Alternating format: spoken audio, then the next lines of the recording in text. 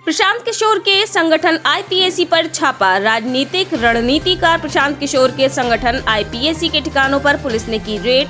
Goa police ने शुक्रवार को पोरवोरिम के कई बंगलों में छापेमारी की। यहां 8 बंगले आईपीएसी ने किराए पर ले रखे थे। पुलिस ने प्रशांत किशोर की कंपनी आईपीएसी के एक कर्मचारी को गांजा के साथ गिरफ्तार कर एनडीपीएस एक्ट के तहत मामला दर्ज किया। इस विवाद पर आईपीएसी ने कहा कि वे किसी भी नेता की डिजिटल प्रॉपर्टी का इस्तेमाल नहीं करते हैं। जो भी ऐसे दावे कर रहा है उसे या तो जानकारी नहीं है या फिर वो झूठ बोल रहा है।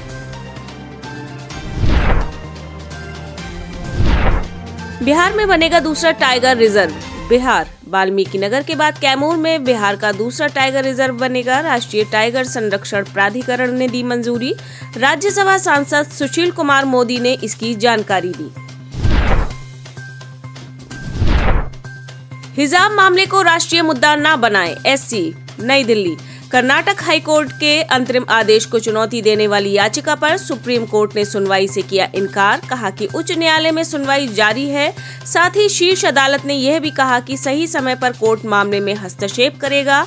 सुप्रीम कोर्ट ने कहा कि वह देख रहा है कि कर्नाटक में क्या हो रहा है। सुप्रीम कोर्ट ने वकीलों से कहा कि इसे राष्ट्रीय स्तर का मुद्दा न बनाएं।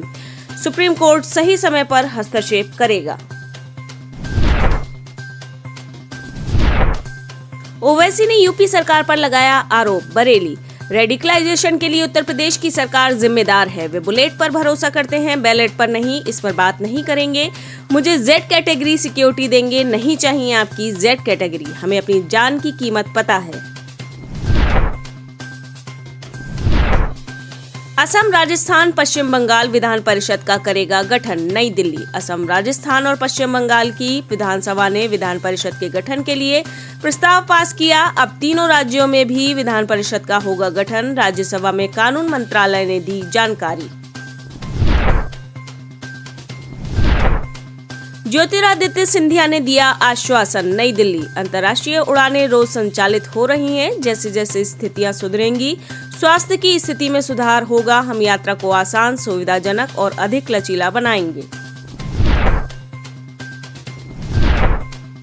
सुप्रीम कोर्ट ने यूपी सरकार को लगाई फटकार। दिल्ली। सुप्रीम कोर्ट में परवेज आरिफ टीटू द्वारा दायर एक याचिका पर सुनवाई कर रही थी, जिसमें उत्तर प्रदेश में नागरिकता विरोधी अधिनियम आंदोलन के दौरान सार्वजनिक संपत्तियों को हुए नुकसान की भरपाई के लिए जिला प्रशासन द्वारा कथित प्रदर्शनकारियों को भेजे गए नोटिस को रद्द करने की मांग की गई थी।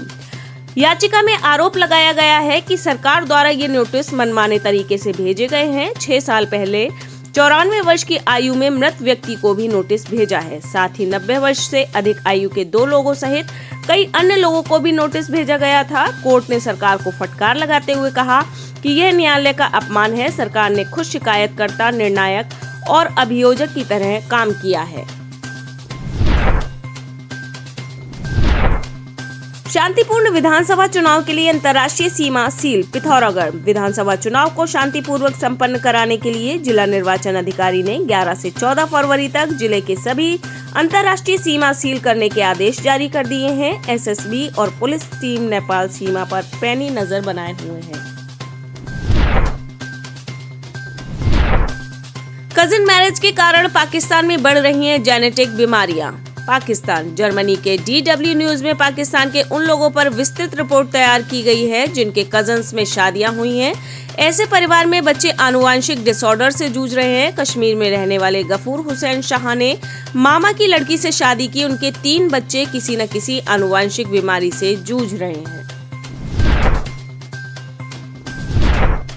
मलेशिया की डोमेस्टिक फ्लाइट में दिखा जहरीला सांप। कुआलालंपुर। मलेशिया के डोमेस्टिक फ्लाइट में क्रू मेंबर को केबिन लाइट में अचानक एक विशाल सांप देखने को मिला। पायलट ने विमान को डायवर्जन करके इमरजेंसी लैंडिंग का फैसला लिया।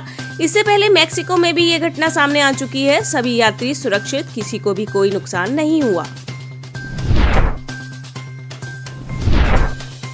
अफगानिस्तान की मस्जिद में धमाका। काबुल। उत्तरी अफगानिस्तान के मस्जिद में हुए धमाके से एक व्यक्ति की मौत हो गई और 7 लोग घायल। अभी तक धमाके की जिम्मेदारी किसी संगठन ने नहीं ली है। जांच चल रही है।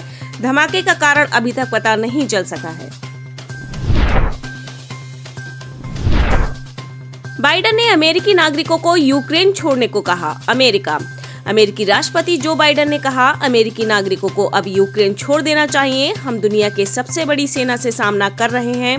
बाइडेन ने कहा, अगर रूसी सेना बॉर्डर पार कर यूक्रेन में घुसती है तो इसे हमला माना जाएगा और इसके लिए रूस को बड़ी कीमत चुकानी पड़ेगी। अमेरिका और रूस की एक दूसरे पर फायरिंग में विश्व युद्ध जैसा होगा।